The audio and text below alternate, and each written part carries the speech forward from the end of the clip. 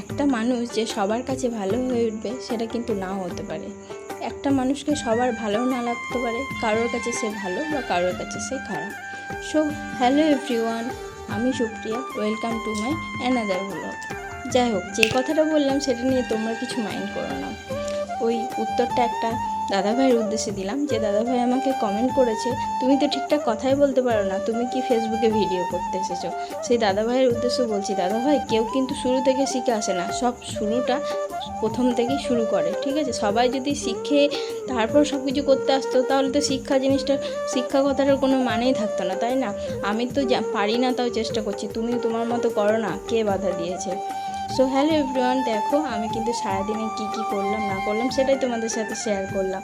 আর আজকে কিন্তু আমি একটু বাজারেও গেছিলাম, কী কিনেছি না কিনেছি সব কিছু পরের ভিডিওতে তোমাদের সাথে শেয়ার করছি। আর রাত্রে আমাদের এখানে কীর্তন ছিল, সেটা ধুলোট হয়েছে, তার জন্যে এত লোকজন হয়েছিল। আর এই কৌটোগুলোর জন্য আগের ভিডিওতে এক দিদিভাই কমেন্ট করেছে খুব সুন্দর হয়েছে, কিন্তু দামটা কত নিয়েছে একটু বলো। দিদিভাইয়ের উদ্দেশ্যে বলছি, দিদিভাই কৌটোগুলো কিন্তু মাত্র 19 টাকা করে পেয়েছি, তাই আমি কিনেছি।